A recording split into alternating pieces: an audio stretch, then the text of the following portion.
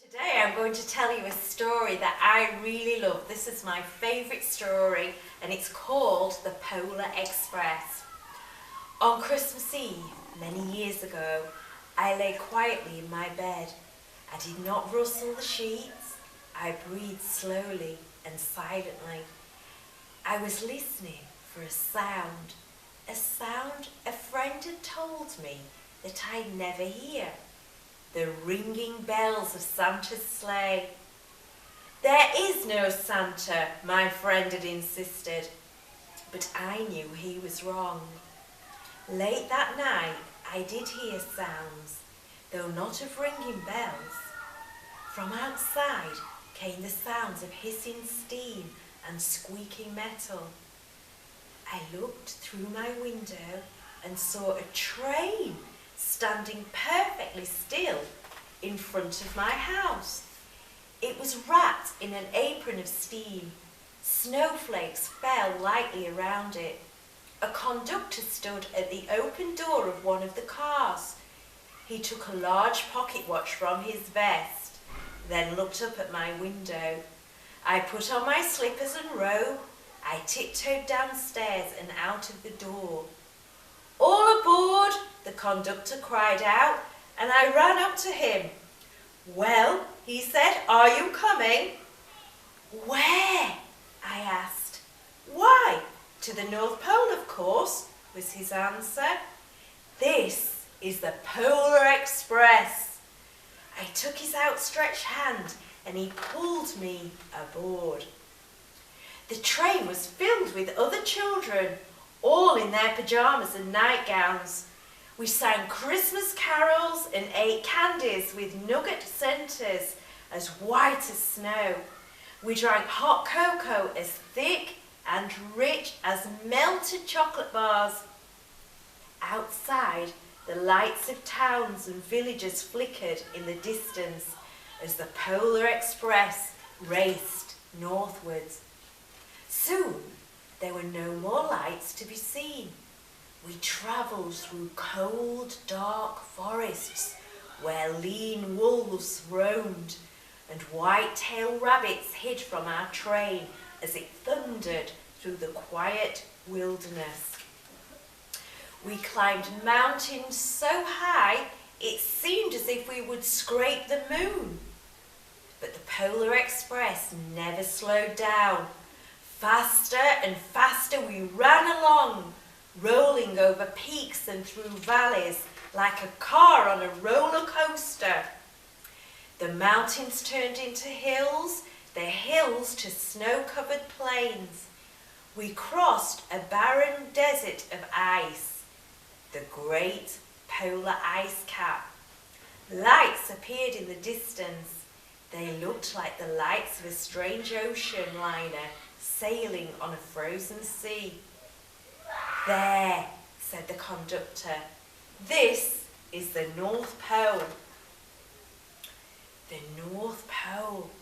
It was a huge city standing alone at the top of the world, filled with factories where every Christmas toy was made. At first, we saw no elves.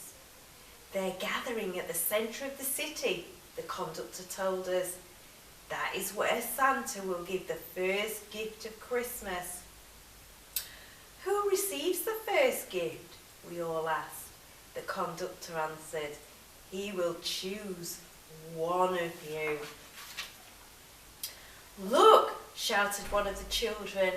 "The elves!" Outside we saw hundreds of elves.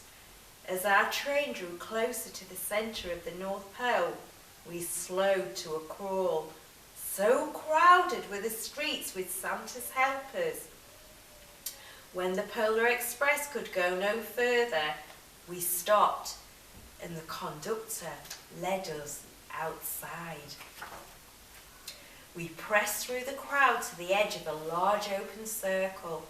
In front of us stood Santa's sleigh. The reindeer were excited. They pranced and paced, ringing the silver sleigh bells that hung from their harnesses. It was a magical sound. like nothing I'd ever heard. Across the circle, the elves moved apart, and Santa Claus appeared. The elves cheered wildly. He marched over to us and pointing to me said, "Let's have this fellow here." He jumped into his sleigh, the conductor handed me up, and I sat on Santa's knee, and he asked, "What would you like for Christmas?" I knew that I could have any gift I could imagine, but the thing I most wanted for Christmas was not inside Santa's great giant bag. What I wanted more than anything was one silver bell from Santa's sleigh. When I asked, Santa smiled. Then he gave me a hug and told an elf to cut a bell from the reindeer's harness. The elf tossed it up to Santa, and he stood holding the bell high above him and called out, "The first gift of Christmas." A clock struck midnight as the elves roared their approval. Santa handed the bell to me, and I put it in my bathrobe pocket. The conductor helped me down from the sleigh, and Santa shouted out the reindeer's names and cracked his whip.